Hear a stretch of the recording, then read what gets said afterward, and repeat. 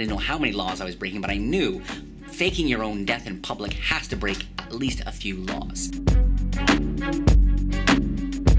What I wanted to do was give people a very strong impression that I had been injured, seriously injured, maybe even killed. Now, to develop something like that, as with all deceptions, the most important thing is credibility.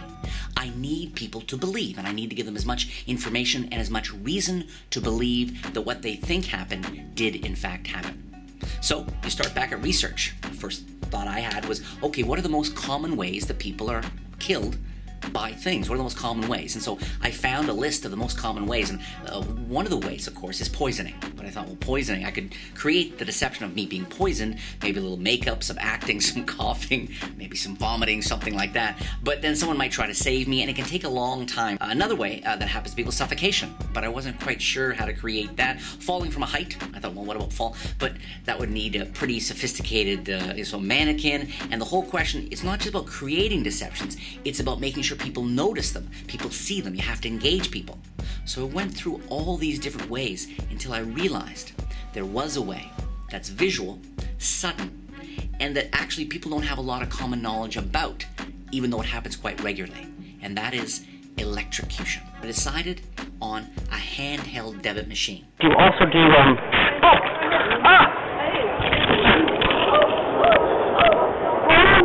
There's probably nowhere near enough electricity flowing through one of these babies to really injure you, let alone kill you. But people don't know that. I don't know that. Or you don't know that. We don't know how much electricity. And electricity is, again, one of those things that has such an emotional relationship to it. I knew I could count on that. All I had to do was provide some audio and some visual information. And then I remembered a gadget. It's actually a gadget that's sold in joke shops.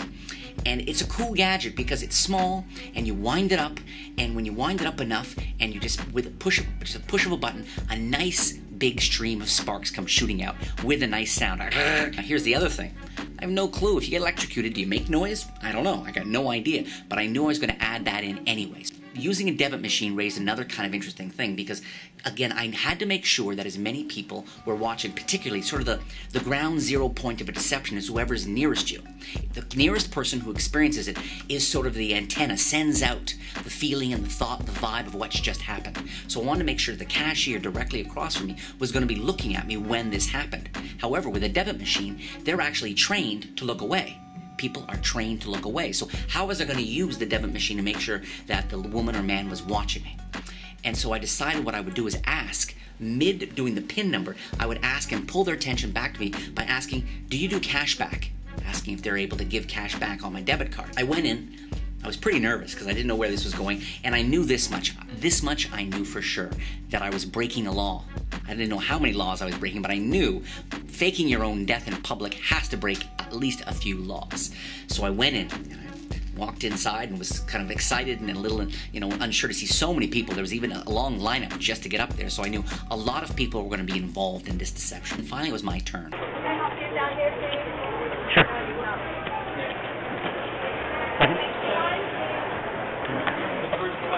What I thought I was going to do was I was going to get zapped. I was going to make some sort of sound. I wasn't sure what. And I was going to fall on the ground on my back and then see what happened. But when the time came up and I pressed the button... You also do,